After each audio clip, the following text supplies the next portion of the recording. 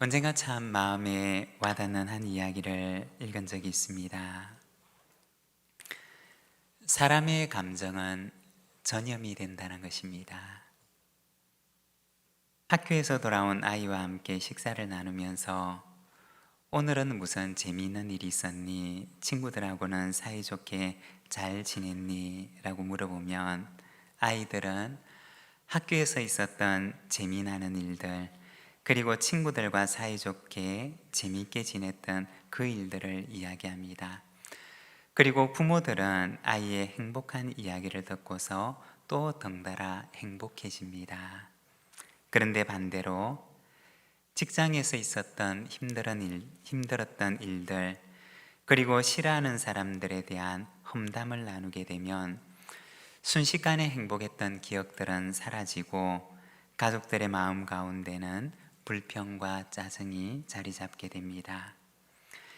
행복해하는 사람과 함께하면 나도 덩달아 행복해지고, 불평하는 사람과 함께 있으면 나도 모르게 내 마음속에 짜증과 불만의 감정이 자리 잡게 됩니다.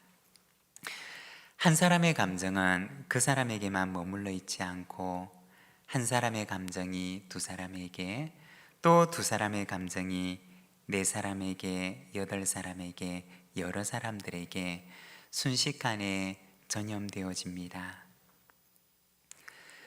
우리는 감정의 배달부와 같습니다. 그러면 어떤 감정을 전달하는 자가 되기를 원하십니까? 다른 사람들마저 불행하게 만드는 불평과 불만의 감정이 아니라 다른 사람들에게 기쁨과 행복을 전해주는 기쁨과 감사와 행복의 배달부가 되시기를 바랍니다. 그리하여 나로 인해서 누군가가 행복하도록 하는 삶을 살아가는 저와 여러분의 삶이 되시기를 바랍니다.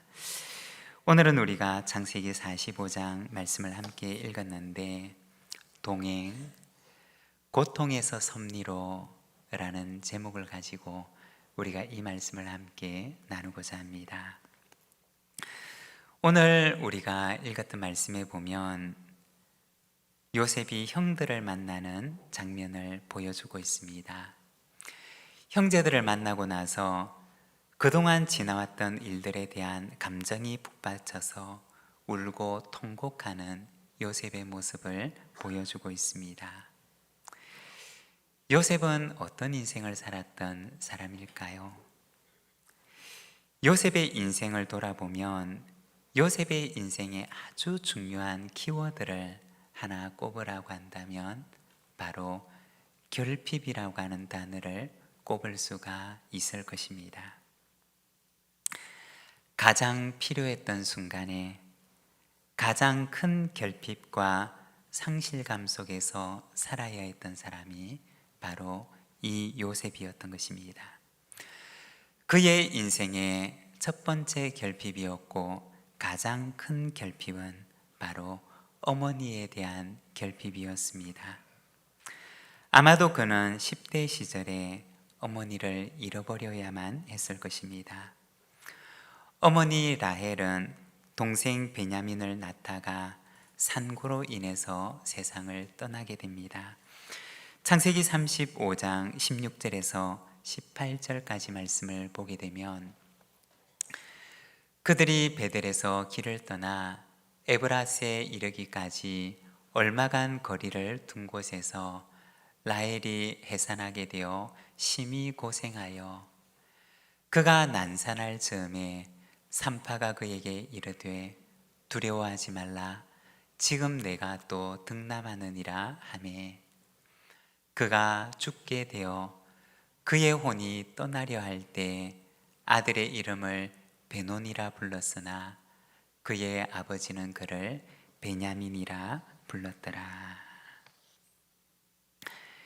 여기 보면 요셉의 어머니 라헬이 난산을 하면서 아들을 낳게 되는데, 그는 그토록 기다렸던 아들을 낳고 그 아들을 품에 안고는 말하기를 베논이라고 이야기를 하고 세상을 떠나게 됩니다.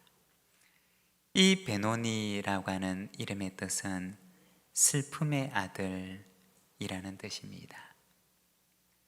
그토록 기다렸던 아들, 그토록 간절히 바랬던 그 아들을 낳고서 그 아들을 바라보며 그녀는 말하기를 슬프다.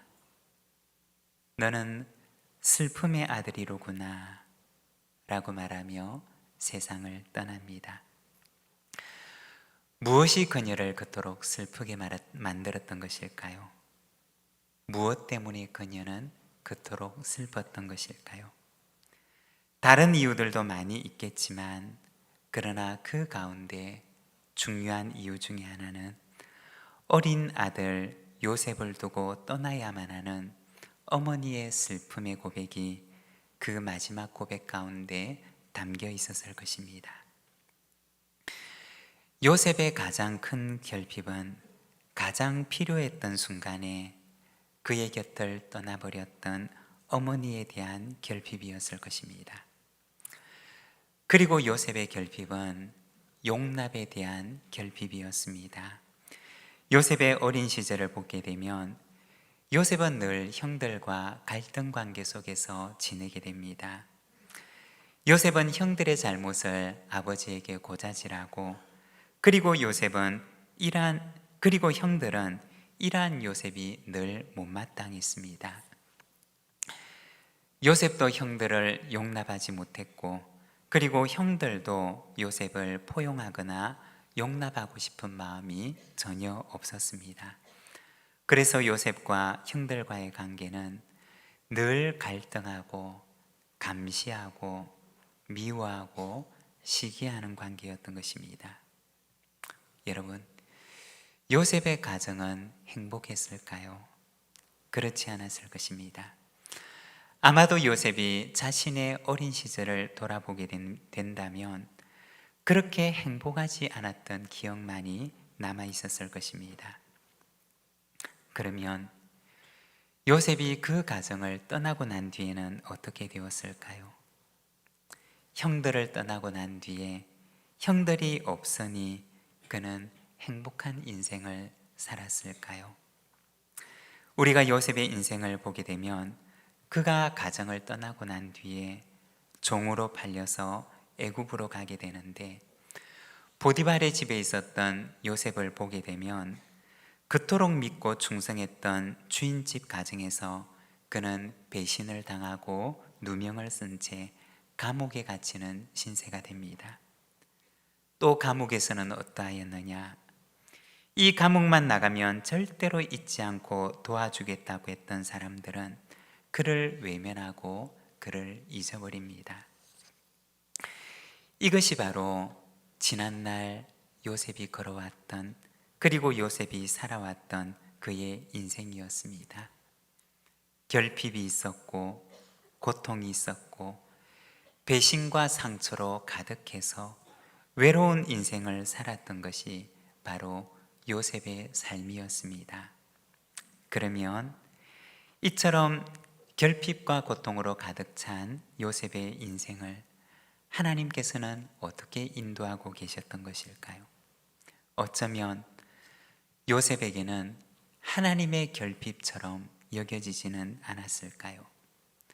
하나님께서는 정말 요셉의 인생을 인도하고 계셨던 것일까요?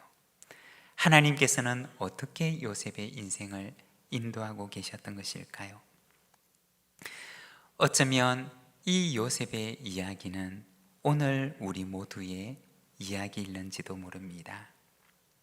먼저 첫째, 하나님께서는 요셉의 인생을 어떻게 인도하시느냐? 외로움에서 동행으로 인도하십니다. 창세기 39장 2절의 말씀을 우리가 자막을 보면서 함께 봉독하겠습니다. 여호와께서 요셉과 함께 하심으로 그가 형통한 자가 되어 그의 주인 애굽의 집에 있으니. 이어서 창세기 39장 21절입니다.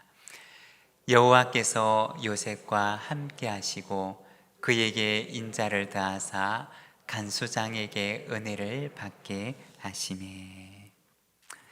여기 이 두 구절을 보게 되면 공통적으로 반복해서 등장하는 말이 있는데 바로 함께라고 하는 말입니다. 그는 홀로인 줄 알았지만 그러나 하나님께서는 언제나 요셉과 함께 동행하고 계셨다는 것입니다. 제가 참 좋아하는 시가 있는데 언젠가 소개를 한 적이 있습니다. 참 많이 알려져 있는 글인데 그 시를 제가 한번 읽어드리면 메리 스티븐슨이라고 하는 사람의 모래 위의 발자국이라고 하는 시입니다. 어느 날 밤 한 사람이 꿈을 꾸었습니다. 주님과 함께 해변을 걷고 있는 꿈이었습니다. 하늘 저편에 자신의 지나온 삶의 모습들이 비쳤습니다. 한 장면씩 비춰질 때마다 그는 모래 위에 난 두 쌍의 발자국을 보았습니다. 하나는 그의 것이고 하나는 주님의 것이었습니다. 인생의 마지막 장면이 비쳤을 때 그는 모래 위의 발자국을 돌아보았습니다. 그는 자기가 걸어온 길에 발자국이 한 쌍밖에 없는 때가 많다는 사실을 알아차렸습니다. 그때가 바로 그의 인생에서는 가장 어렵고 슬픈 시기들이었다는 것도 알게 되었습니다. 그것이 몹시 마음에 걸려 그는 주님께 물었습니다. 주님께서는 제가 당신을 따르기로 결심하고 나면 항상 저와 함께 동행하시겠다고 하셨습니다. 그런데 지금 보니 제 삶의 가장 어려운 시기에는 한 쌍의 발자국밖에 없습니다. 제가 주님을 가장 필요로 했던 시기에 주님께서는 왜 저를 버리셨는지 모르겠습니다.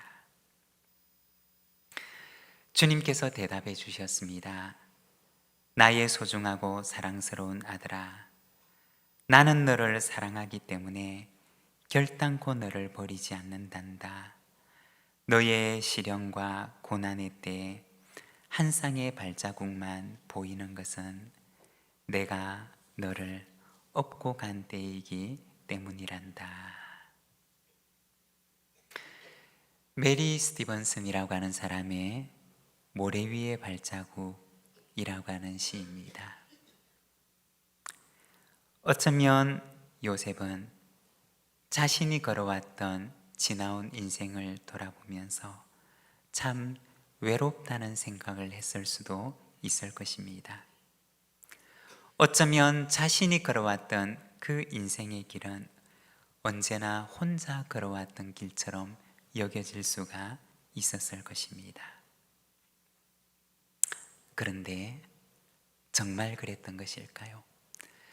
정말 그는 혼자였고 정말 그는 외로이 홀로 걸어왔던 것일까요? 지나온 날을 돌아보면 사실은 그렇지 않았습니다.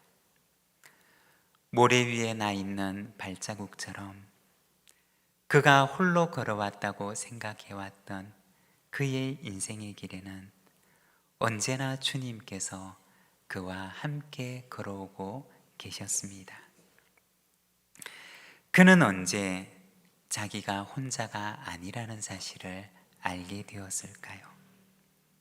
성경을 연구하는 학자들은 아마도 애굽과 가나안 땅에 기근이 나고 요셉이 처음으로 형들과 만났던 날로부터 2년 동안 요셉은 지나왔던 그의 시절을 돌아보고 묵상하고 성찰하는 시간을 가지게 되었을 것입니다. 그리고 지난 날을 돌아볼 때 그때 그는 비로소 하나님의 섭리를 깨닫게 되었을 것이라고 말합니다. 결핍과 고통으로만 가득 찬 그의 인생인 줄로만 알았는데 그리고 그 고통으로 가득 찬 길을 혼자 걸어온 줄로만 알았는데 다시 돌아보니 모래 위에 나 있는 발자국처럼 하나님께서 언제나 그의 곁에 함께 동행하며 걸어오고 있었다는 사실을 알게 되었던 것입니다. 그리고 그의 인생에 가장 위급했던 그 순간에는 그가 홀로 남겨져 있었던 것이 아니라 하나님께서 그를 업고 걸어가고 계셨다는 사실을 알게 됩니다. 여러분, 우리의 인생은 어떨까요? 혹시 우리도 나 홀로 외롭게 걸어가고 있다고 생각되지는 않으십니까? 그러나 우리의 인생 여정을 끝내고 주님 앞에 서게 되는 그날, 지나온 우리의 인생 여정들을 돌아보게 되는 그날, 우리는 분명히 알게 될 것입니다. 모래 위에 나 있는 그 발자국에 언제나 주님께서 내 곁에 함께 동행하고 계셨다는 사실을 우리는 알게 될 것입니다. 그리고 두 번째, 하나님께서는 요셉의 인생을 어떻게 인도하시느냐? 고통에서 섭리로 인도하십니다. 오늘 우리가 읽었던 본문 말씀 5절 말씀을 함께 봉독하겠습니다. 당신들이 나를 이곳에 팔았다고 해서 근심하지 마소서, 한탄하지 마소서. 하나님이 생명을 구원하시려고 나를 당신들보다 먼저 보내셨나이다. 오늘 본문에 보면 요셉은 지난 날을 회고하면서 고백하기를 걱정하거나 근심하지 마세요. 하나님께서 나를 보내신 것입니다. 라고 말합니다. 요셉은 자신의 지난 날의 인생 속에서 하나님의 섭리를 발견하게 됩니다. 섭리라고 할 때 이 섭자라고 하는 말은 다스릴 섭자를 사용합니다.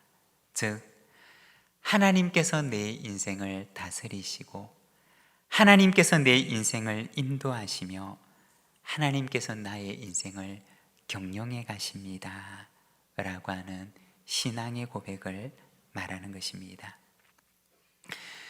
요셉이 지난날 자신의 인생을 돌아보았을 때 그는 무엇을 발견하게 되었을까요? 지난날 결핍으로만 가득한 줄 알았고, 그리고 불행하고 고통스러운 일들로만 가득한 줄 알았는데, 그가 지난날 자신의 인생을 돌아보았을 때 그가 발견했던 것은 무엇이었을까요? 창세기 37장 26절에서 28절까지 말씀을 보게 되면 요셉이 미디안의 상인들에게 팔려가게 되는 순간을 보여주는데, 말씀을 보면 유다가 자기 형제에게 이르되 우리가 우리 동생을 죽이고 그의 피를 덮어둔들 무엇이 유익할까? 자, 그를 이스마엘 사람들에게 팔고 그에게 우리 손을 대지 말자. 그는 우리의 동생이요 우리의 혈육이니라 하매 그의 형제들이 청종하였더라. 그때 미디안 사람 상인들이 지나가고 있는지라 형들이 요셉을 구덩이에서 끌어올리고 은 20에 그를 이스마엘 사람들에게 팔매 그 상인들이 요셉을 데리고 애굽으로 갔더라. 여기에 보면 요셉이 미디안 상인들에게 팔리는 장면을 보여주는데, 여러분, 요셉은 지난날 이 순간을 얼마나 되뇌이고 되뇌었을까요?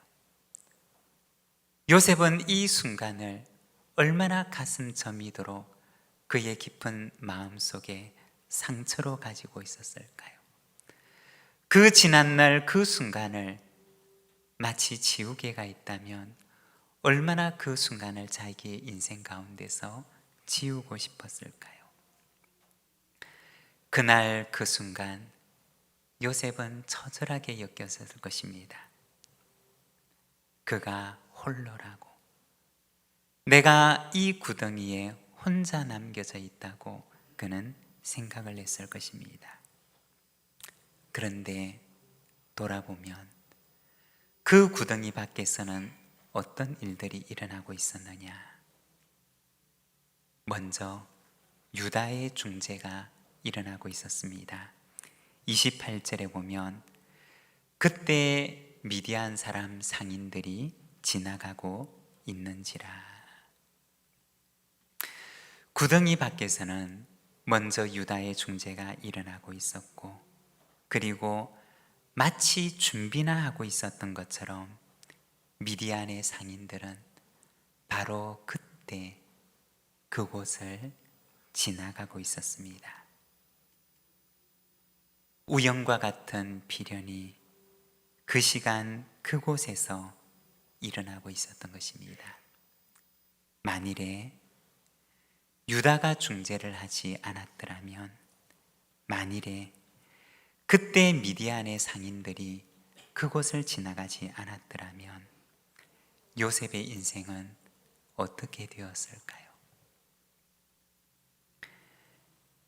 요셉은 지난날 그 순간에 있었던 일들을 어떻게 알게 되었을까요? 훗날 그의 형들이 그의 앞에서 서로 다투고 있을 때 요셉은 그 지난날의 이야기들을 비로소 듣게 됩니다. 철저히 혼자라고만 생각했고, 혼자 남겨졌다고 생각했고, 그 구덩이에 아무도 도와줄 이가 없는 홀로라고만 생각했던 그 외로운 순간에 알고 보니 혼자가 아니었던 것입니다.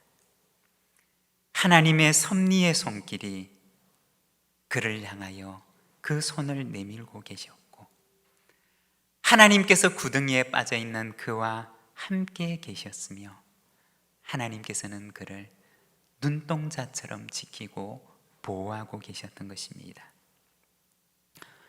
돌아보니 그것뿐이었느냐?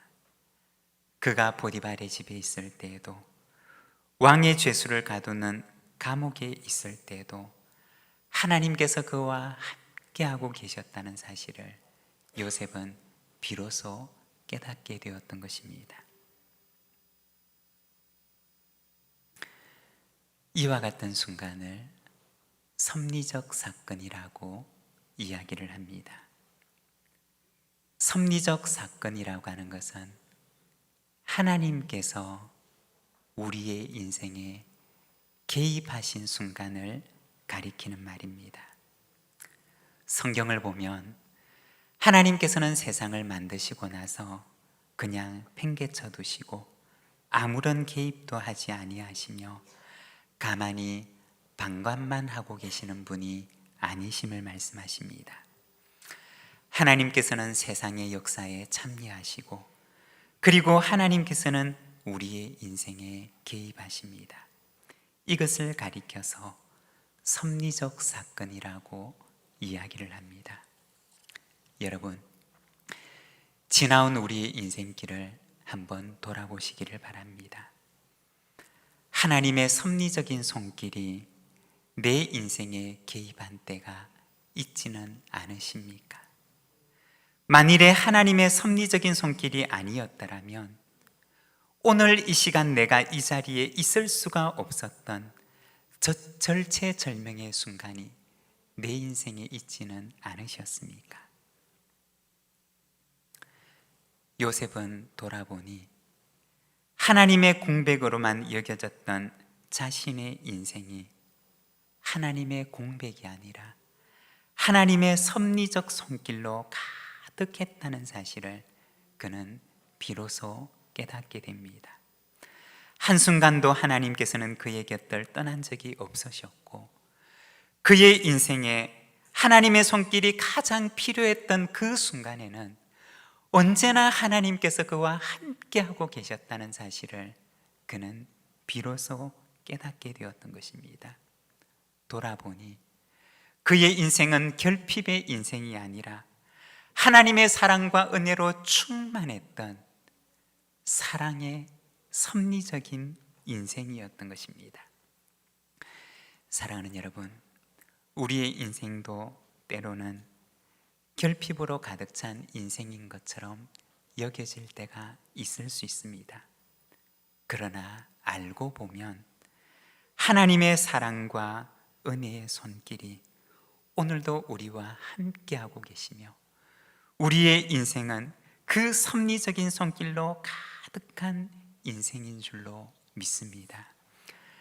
나의 인생이 오늘도 하나님의 선하신 섭리 속에 있음을 믿으면서 오늘 나에게 주어진 이 순례의 길을 기쁨과 평안으로 걸어가는 저와 여러분의 삶이 되시기를 바랍니다. 그리고 세 번째, 하나님께서는 요셉의 인생을 생명을 구원하시려고 인도하십니다. 요셉에게 고난이 컸던 이유는 그가 감당해야 하는 사명이 컸기 때문이었습니다. 많은 사람들의 생명을 구원하게 하시려고 하나님께서는 그를 고난의 길로 인도하셨던 것입니다. 사명이 커다 보니 그의 인생의 시련도 컸던 것입니다. 하나님께서는 우리의 인생을 어디로 인도하시느냐? 많은 사람들을 위한 섬김의 길로 인도하십니다. 언젠가 리더십 수업에 참여를 했던 적이 있었습니다. 하나님께서는 우리의 인생을 어떤 방향으로 인도해 가시는가 라는 것에 대한 주제였는데, 하나님께서는 우리의 인생을 인도하시되 더 큰 영향력을 발휘할 수 있도록, 더 큰 리더십을 발휘할 수 있도록 우리의 인생을 인도하신다는 것입니다. 등불을 켜되 그 등불을 말 아래 두지 않고 등경 위에 두는 것은 그 등경 위에 있는 불이 집안에 있는 모든 어둠을 밝게 비출 수 있도록 하나님께서는 우리를 등경 위 높은 곳에 두신다는 것입니다. 그런데 모든 사람이 그렇게 살아가지는 못한다는 것입니다. 그렇게 잘 마치는 인생을 살아가는 사람도 있지만, 그러나 그렇지 않은 사람도 있다는 것입니다. 요셉은 그를 향하신 하나님의 계획을 따라서 잘 마치는 인생을 살아갑니다. 많은 사람들의 생명을 구원하는 그에게 주어진 사명을 끝까지 그는 잘 감당합니다. 사랑하는 여러분, 요셉처럼 하나님 안에서 자신을 거룩하게 지키며 내게 주신 사명을 잘 감당하여서 마지막까지 잘 마치는 인생을 살아가는 저와 여러분의 삶이 되시기를 바랍니다. 하나님께서는 우리의 인생을 외로움에서 동행으로, 고통에서 섭리로 인도하십니다. 그리고 많은 사람들의 생명을 구원하는, 세상을 섬기는 사명의 자리로 인도하십니다. 오늘도 섭리로 우리와 동행하시는 하나님을 신뢰하며 우리에게 주어진 이 순례의 길을 끝까지 잘 감당하는 저와 여러분, 우리 부산진 모든 믿음의 가족들이 되시기를 바랍니다. 오늘 우리에게 주신 말씀을 생각하며 우리가 응답의 기도로 하나님 앞에 나가겠습니다.